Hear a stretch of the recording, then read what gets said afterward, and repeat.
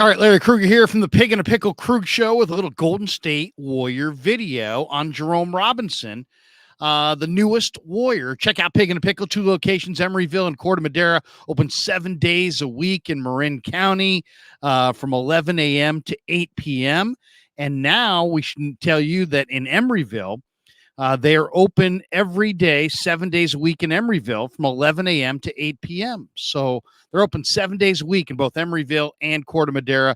Pig and a Pickle, the best barbecue in all of Northern California. All right, let's talk a little Golden State Warriors. Adrian Wojnarowski of ESPN is reporting that Jerome Robinson is going to sign with the Warriors for training camp. And if this is a familiar name, it should be at this point. Jerome Robinson was initially the 13th pick out of Boston College.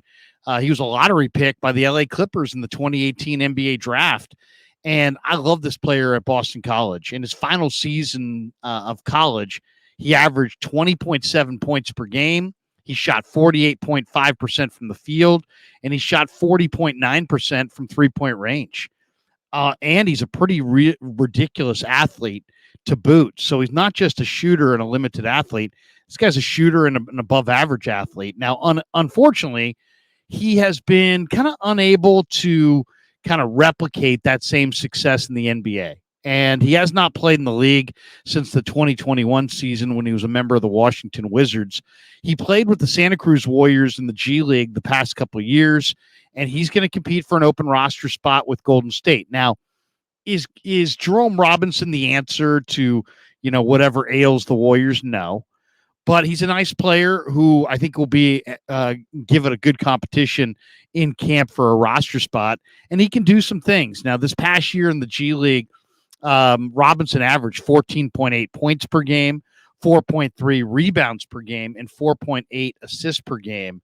And he shot 46.3% from the field, 36.2% from three-point range in 24 regular season games, 21 of which were starts. So those are good numbers. And, I'd like to see a little bit higher three-point shooting percentage since he shot it at 40% from the college three. But still, those are pretty good numbers. Now, in the NBA, he's only played for the Wizards and the Clippers over his 3-year career. And he's averaged a very modest production of 4.5 points per game, 1.8 rebounds per game, 1.2 assists per game. He shot 36.3% from the field, and he shot 31% from three-point range in 113 regular season games. He's also appeared in 5 NBA playoff games. But for Golden State, he's a contender to fill an open spot on the Warrior bench. The Warriors have 2 open roster spots. They are expected to only fill one of them due to the fact that they're hugged up against the cap. They're over the cap. They're well over the luxury tax. Robinson is not eligible for a 2-way contract since he's logged over 3 years of NBA service time. So if you're asking that question, can they give him one of their 2-way deals? No, they can't give him a 2-way deal. But they will have him in camp, and he will have a chance to compete for a roster spot, and most likely he will be depth at Santa Cruz. The Warriors training camp roster currently stands at 17. There's a possible 21 players that will be on their training camp roster.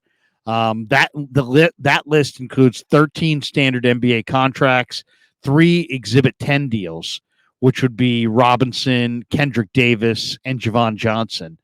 And then and the Summer League standout, Lester Quinones, also will be there. But, what we're talking about is a guy who's a shooting guard with excellent ball skills. The year he came out in the draft, he was one of the top shooters in the draft. He made 40% from 3 in college. That was 2.3 makes per game on 5.7 attempted threes per game.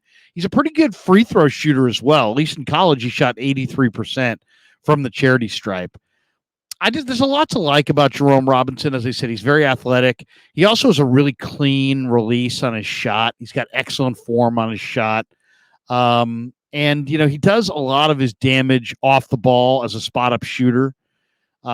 He's really nice at creating shots off the dribble. So he's crafty. He can set up shots with the use of pump fakes. And he's got some impressive traits for sure. And that's as a shooter. He's pretty polished on the step back game. He's got a kind of a nice step back shot that makes him hard to guard on the perimeter.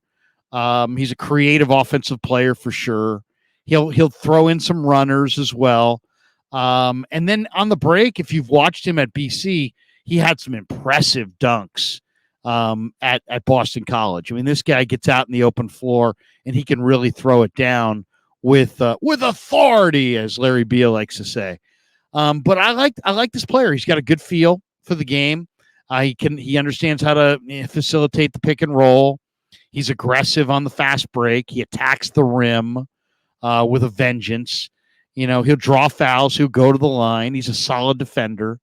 So he's a little bit better leaper than you think. He had a solid assist to turnover ratio in the college game of right around 3.3 assists to 2.7 turnovers. So that ratio is better than 1-to-1. And that's solid for a two guard for sure. Now, he's not the most explosive player off the dribble. He's not, your ISO player. He's really not. I mean, that's a lot of guys in the league really, are great isolation players, and they're great off the dribble, very explosive. That's not this player. He's a team player. He's going to fit into to Kerr's system, which is why Golden State likes him to begin with. But he's also got pretty good reach, 8 foot 2 inch standing reach. That's not huge for a two guard, but he's got some length to him. He's not the most physically imposing player you're going to see. He definitely could get stronger, and he has gotten a little bit stronger since Boston College. But this is a player who measures about 6'4" barefoot, 6'5" in shoes. I saw him against Notre Dame back in 2018 go for 40 plus, and he was just awesome that night.